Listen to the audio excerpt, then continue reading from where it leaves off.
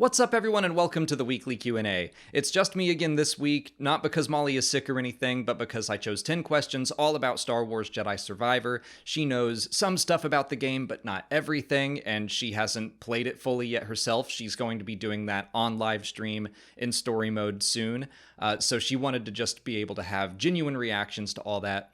But I'm going to talk spoilers, so that's your warning if you haven't finished the game yet.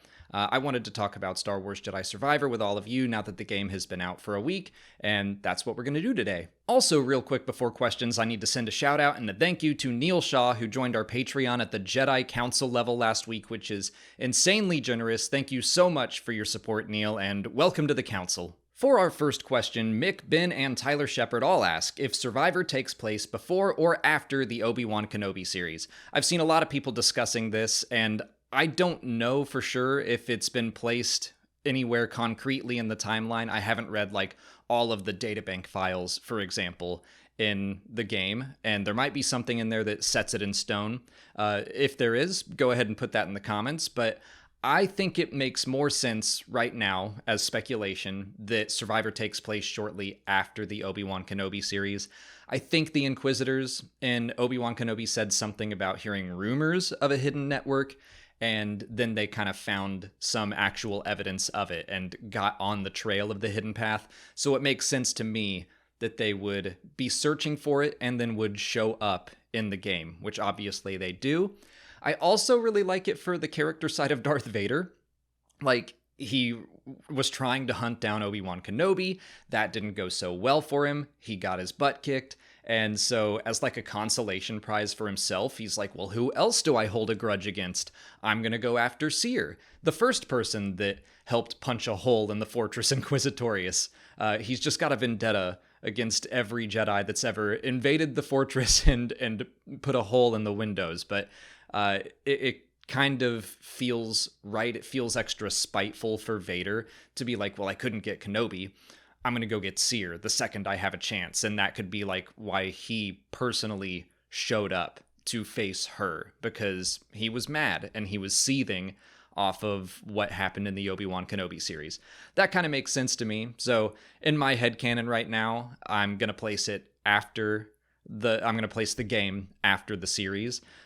When version 2 of the Star Wars Timelines book comes out in 10 years or so, it'll probably give us something actually set in stone, but for now, that works fine for me. Elliot Finn wants to know how the Nile found and reached Tanalorr. That's a great question. It's supposed to be a very difficult planet to reach through the Koboh Abyss, so how did the Nile do it? I actually think I'm going to do a dedicated video or short about this and gather some thoughts, but off the top of my head, I have to assume it has to do with the way that their version of hyperspace works, because it's slightly different. They use path engines. They are able to find different routes through hyperspace, and most importantly, in Light of the Jedi, in Phase 1 of the High Republic, we know that they have this Force-sensitive captive named Mari Santeca, who is able to use the Force to find different ways throughout the galaxy. The Nile use hyperspace differently than anyone else knows how to because of her. So I think it does make sense that they could have used their path engines to circumvent the Koboh Abyss, and maybe that's something that could come up in the next game. We know that the Nile were mentioned in the subtitles in the game, which I thought was interesting. Eno Cordova calls them Marauders, and the subtitles are yeah, it's the Nile. So maybe there is something where Cal and the others could find path engines to help people reach the Koboh Abyss easier or get through the Koboh Abyss. But I think that makes enough sense for me that the Nile would be able to just show up because they didn't have to go through the Koboh Abyss because they just use hyperspace differently. Ali Whoops asks if Koboh's moon was shattered in the Great Hyperspace Disaster, another High Republic connection. Again, I haven't read all of the databank entries. What I have seen about the Koboh's shattered moon says that it was damaged in some long ago disaster. On Wikipedia, people have said that the moon was struck by an emergence from the High Republic, so if they're saying it with confidence, I assume it's somewhere in the game and I just haven't found it yet, but that does make the most sense to me, is that if we're setting things in the High Republic, then why not have the Nile? Why not have the hyperspace disaster? If you don't know what that is, the Nile basically orchestrated the destruction of a ship as it was traveling through hyperspace, which is supposed to be impossible, but because the Nile can use hyperspace differently, they do it, and then that explosion sends shrapnel out at light speed, like all across the galaxy, all across the outer rim. So it would appear that Koboh's moon was hit by some piece of large shrapnel and it just destroyed it. I think that makes the most sense. But again, on Wikipedia, people are saying it confidently, so I'm like, it has to be in the game somewhere, and I have to find it. And also, if anyone knows what databank entry that is, put it in the comments. I would really appreciate that. Speaking of all the High Republic stuff, Samuel Masson and Ice Phoenix 2 want to know how I felt about the High Republic connections and how they were handled in the game. I really liked them. A lot of the stuff, like we've been talking about, are just kind of touched upon. The Nile aren't called by name, but they are listed in the databank. They're listed in the subtitles. I haven't seen the emergences called out by name, but they're probably in the databank somewhere. But I like being able to just look at something and be like, that's probably because of the great hyperspace disaster, and seeing the Nile show up at Tanalorr and being like, that's interesting. How did they get there? Well, let's try to figure that out. I like doing stuff like that, so I really enjoyed the stuff that they just kind of brushed up against, but also seeing the aesthetic was awesome. I love Dagon's robes. I love Santari Kree's robes. Someone on Twitter I saw pointed out that her robes look a lot like the pattern that Vernestra Rowe wears in the books. So I think they did a lot to connect the game to what we know in the books and comics. I like that they connected things back specifically to the Phase 1/Phase 3 era of the High Republic, because that whole era lasts a good long while. It starts at 500 BBY, before the Battle of Yavin. So over 500 years before the events of the game, and then it goes to like 50-ish years before the game. So I love that even though they didn't do a bunch of specific stuff, they were still like, this is about when this part of the game takes place, which means that when I put it into the canon timeline next year, the complete canon timeline, it's going to be difficult to parse out exactly when everything happened. So like it is interesting that the Nile seemed to have appeared at Tanalorr before the great disaster happens. So it could have been like the Jedi and their first encounter with the Nile. And then the great disaster happens and the moon is destroyed and they have to like hide all the data. It'll be interesting to figure all that timeline stuff out. And obviously that's on my mind because I just finished the complete canon timeline for this year. I didn't include much about Survivor because I wanted to make sure I didn't spoil anyone who hadn't finished the game. But next year, I'm going all in. Ben asks what my favorite new addition to lore is from the game. This feels like the easy, obvious answer, but Tanalorr, just as a planet, as this safe haven that's really difficult to get to, I think it's a cool idea. I mean, it's a very mythical thing, like just this safe place that no one can reach. And I love, I talk about how in the first game, with all the temple raiding, it matches a lot of stuff that I like in video games and in film and storytelling, where it had a bit of an Indiana Jones feel. It gave me Indiana Jones vibes again, having to find these MacGuffins. I have to get the tuner, I have to find the compass, and we're both racing for the same place, making the MacGuffin basically a location instead of, even though we did have to get tools to get there, it was like a bunch of mini MacGuffins to get to the big MacGuffin. I still like having a location be the place we want to get to. It felt very Uncharted 2 to me as well, where we're trying to reach Shangri-La and stuff like that. So yeah, I think just Tanalorr, even though right now, the planet itself, I'll say, was a little underwhelming, just because we didn't get to spend much time there, but it's cool that there's a Jedi temple. It's cool that Cal and Grease and everyone, like, they can go back and forth there now. I look forward to seeing what they do with Tanalorr in the future.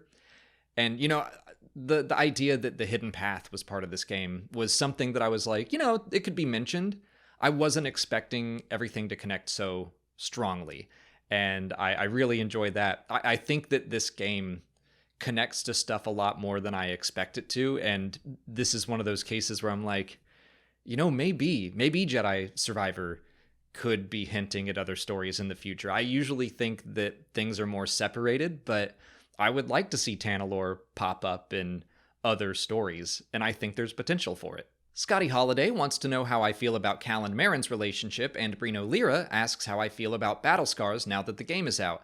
I thought that these two questions kind of went hand in hand together, and Scotty says that they might have enjoyed the Cal and Marin relationship a little more without Battle Scars. I didn't really find it that way. I found that reading Battle Scars, even though Marin is put up with Fret, even though she has a different relationship with someone that isn't Cal, I never felt like it was written so that the door was closed on Cal. And now I think we definitely know that was on purpose. I mean, Sam Maggs, the author of Battle Scars, said that was never her intent to close that door. Obviously, she knew this was going to happen in the game. She also said that it was something Respawn asked her to do. If you go and watch the interview I did with her, she said it was Respawn's request that she make it explicit in the book that Marin is pansexual. So I think that was something that Sam Maggs was happy and excited to do, but I've seen people kind of saying that she was doing this on purpose, like to take things off the rails, and that's just not the case. Like, she knew what was going to happen in Survivor. She was asked to do this in Battle Scars, and I think it works, because I didn't put down Battle Scars going like, I would consider myself a bit of a Cal Marin shipper. So I was like resistant going into the book, knowing that Marin was going to have a relationship with someone who wasn't Cal. But when I put the book down, I was like, no, I still see, even throughout the book, that the two characters have feelings for one another, just they're not at that place in this moment. And Cal felt jealousy, but never let it control him. I liked that about him. And then when we get to this point in time, a couple years after that, 2 or 3 years, now they're ready. So I felt like it worked well. I cheered when the kiss happened. I love that they're still together. The conversations they have after the end of the game are really nice. I look forward to seeing how this goes in the future. I think it can be dicey for Cal because, making attachments, I don't think it's like just a terrible thing for a Jedi to do, but it puts you in dangerous territory. Like, to go back to the High Republic, I really like the way they talk about attachment and love, and that Jedi are absolutely allowed to do all of those things. It's just that you have to also be able to let people go, and you can't be willing to do anything to protect them or keep them safe. That's a major theme of Star Wars Jedi Survivor. So I think that the game and the book work just fine.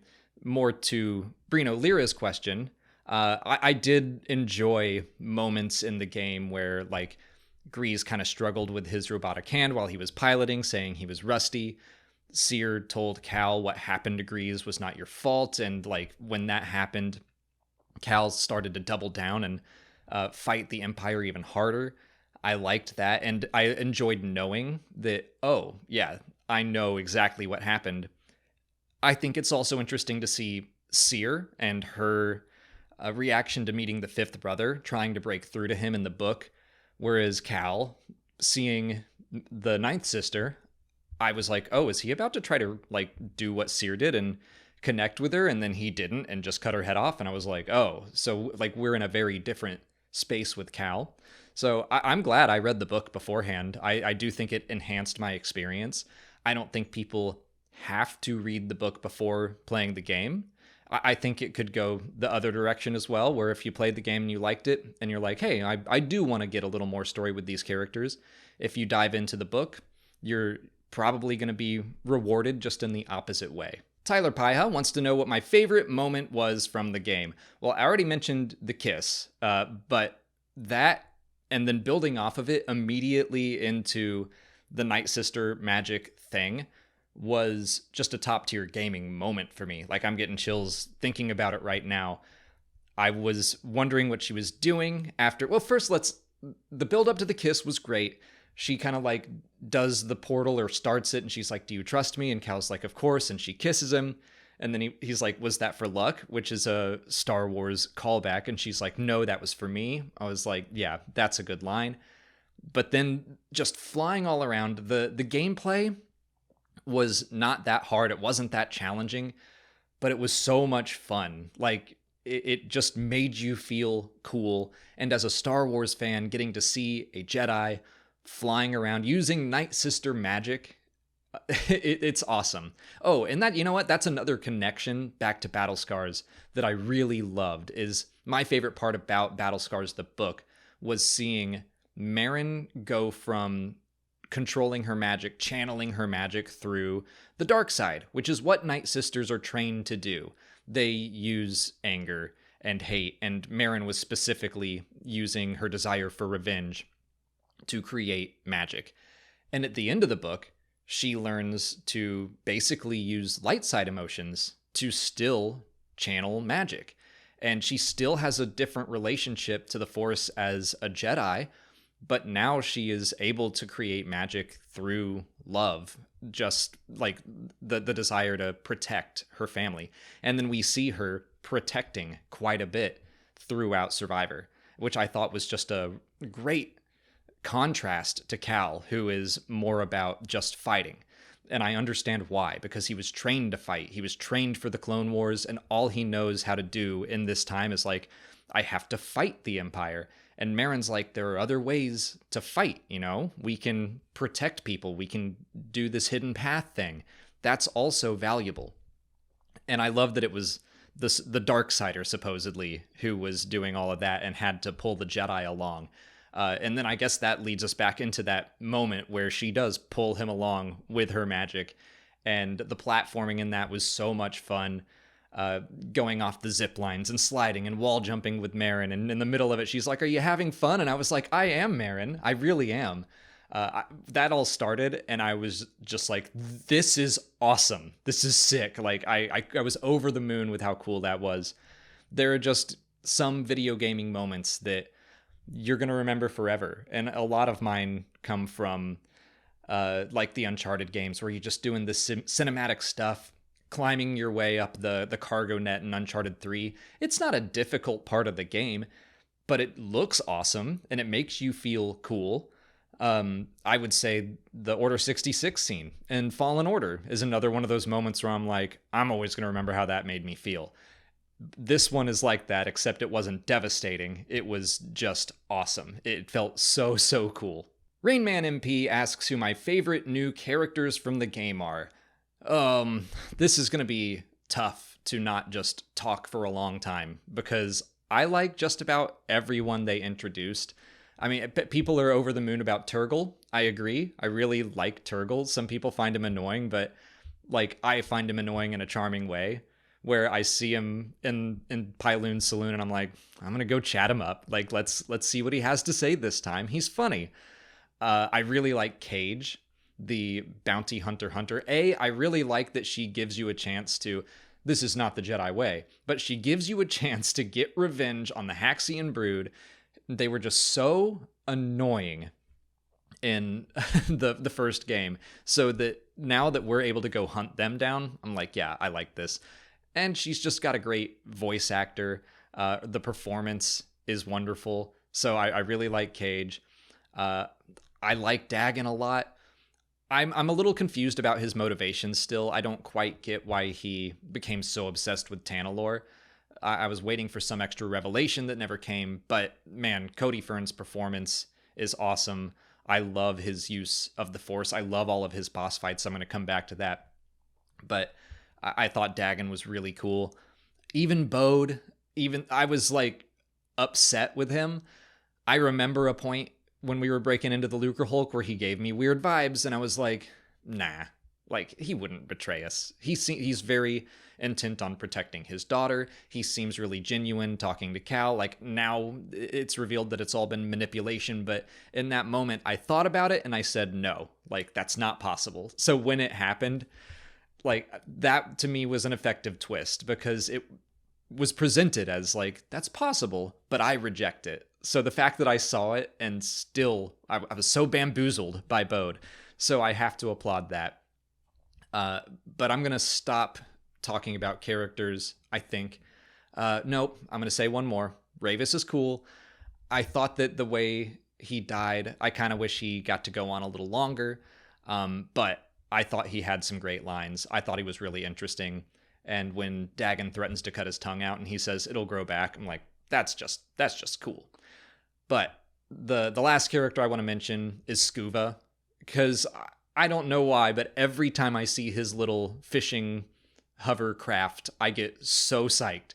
And I'll see him across the way and I'm like, how do I get there? I have to find Scuba and listen to him talk about fish, or talk about how he strikes a good looking fisherman. Like when he asks Cal, like, do I look good? And you have the choice to say yes or no. Like, who would tell him no? He's so tiny and he's got a little starfish on his head. I love him. I love his voice. I love his look. I love his job, that he's interested in getting fish for the tank. It's tough to pick a bunch of, like, only a few characters, because I think all of the side characters are really cool and unique. Doma's another one that I enjoy talking to, but if I had to pick one new character that I am going to adore, like a new kind of Glupshido from this game, it's going to be Scuba. Brino Lira wants to know which was the hardest boss fight and which was the most fun. So I'm not done with my playthrough on Grandmaster yet. But I have a feeling my answers are going to change. Playing through on Jedi Knight, the boss fight that took me the longest was Darth Vader. That one took me probably 10 tries. And some of that was just getting frustrated and letting him get to me and like falling out of the mode that you're supposed to be in. You're supposed to be a Jedi in combat. And I think it's awesome that the more Zen you are in combat, the more you're just able to figure out, telegraph their moves, predict, and dodge. I love that combat system. It really works for me. But man, Vader it's scary to face him in the first place. So that was scary. Just learning his moves took me a second, and then I got him down, and I just got a little farther and a little farther. But I think that was the boss fight that took me the longest. The most fun boss fight is any of the Dagon ones. I just got to the second Dagon fight in my Grandmaster playthrough, and that one took me a while. Didn't take me 2 hours like Malicos in Fallen Order, but I really liked that fight, and I think I'm going to like his third fight even more. Just, I love the escalation of the Force with him, where he goes from just the one blade when he's fresh out of the Bacta tank, and that fight wasn't too hard. But then the second one, that one took me quite a few tries on Grandmaster, because like now he's wielding 2 lightsabers and he's using his phantom limb, which is just the coolest thing. I love that he uses the Force with his shoulder, and it just lines up so much with the way that I view the Force, which is, it has a lot to do with visualization, where like, if you believe it, you can achieve it. Luke Skywalker says to Yoda, I don't believe it. That's why you failed. So I would understand why a Jedi would be like, oh, my arm's cut off and I can no longer use it to wield a lightsaber.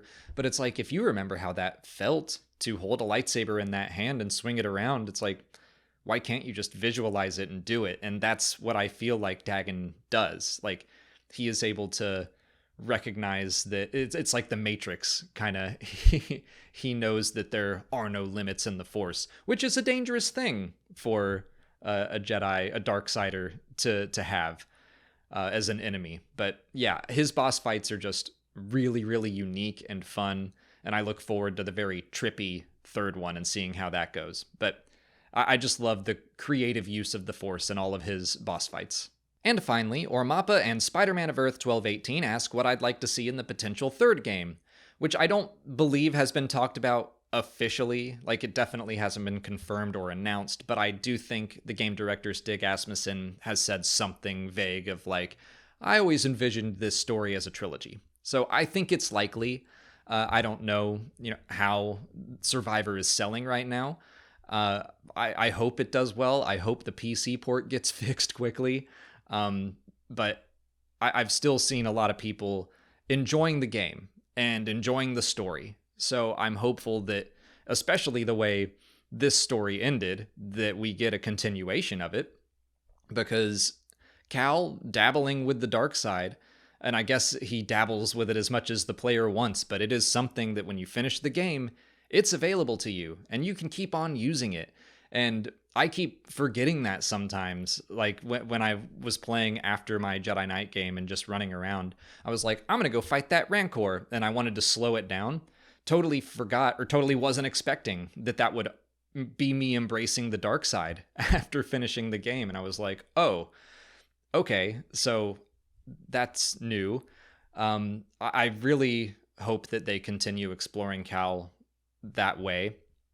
I love the fact that using the dark side in this game is exactly what Yoda says it would be to Luke. It's quicker, easier, and more seductive. It is tempting to use it, and I keep trying not to. The fight with Bode, the last boss fight with Bode, is probably the best example of, like, I was not going to use the dark side. I didn't want to, but then I was out of stims and I was close to beating him, and I was like, I don't really want to do this again. And so I activated the dark side. I embraced it and I beat him. And it's really, again, it's interesting the way that they get the gamers' heads into that Star Wars space of, you can use the dark side if you want to be a cheater. Like, that's kind of how it feels, which I don't think it is cheating, but it does make the game easier. And I don't quite know how to feel about that. I have mixed feelings on it. Like, I love its use in the game, but I kind of wish I could turn it off in the options. Maybe I can. I haven't really looked, but that's definitely something I want to keep exploring. I hope we see more of the hidden path. I feel like Cal ended Survivor's Journey now with something to live for and fight for instead of just fighting against the Empire. So I want to keep seeing the hidden path. Obviously, I want to see a continuing relationship with Marin. I hope we don't start Game 3 another 5 years down the road where now they've broken up again. I would rather they be together at the start. I don't mind the time jump. I do kind of think we'll get like another 5 years and we'll see what's happening, and maybe Tanalorr will be flourishing by then. I kind of think that Stig does have this story mapped out. So far, it's all felt consistent to me. I've been enjoying it. So I'm just like, I'm on board. I have said before in the past week that I think I preferred Fallen Order's story to Survivor's, but really, if I just combine both parts, if I say Star Wars Jedi, that story, these two video games, is great. Like, I've really, really enjoyed it. So I don't really have many expectations for the third other than I hope it's as good. I hope it lives up. I want this trilogy to feel good. And you know what? Once they do that, let's say it's a trilogy and Cal's story ends, then I would love to get Cameron Monaghan in live action as Cal Kestis. But also, I really like this game's design, the combat system. I love everything about it. So I would say let's keep the Star Wars Jedi franchise going. Maybe call it like Star Wars High Republic Jedi, and then give that a subtitle, and let's do something else. Like, let's get a new Jedi character, take him to a new era. Maybe by that time the Dawn of the Jedi film will be out, and we could do like an ancient Jedi story, but still using the same basic game system. I think that's, I know I'm taking this like 2 games down the line instead of just the third game, but it's a style I would like to see continue. A franchise I wouldn't mind continuing as long as we could kind of explore different stuff. But yeah, my only hope for the third game is that it lives up to the first 2. But that's all the time I have for questions today. If you want to leave a question for next week's video, just put it in the comments below or sign up for Patreon to join our weekly Q&A discussion. If you haven't already, please like this video, subscribe to the channel, follow us on TikTok, Twitter, and Instagram, and as always, thanks for watching, and may the Force be with you.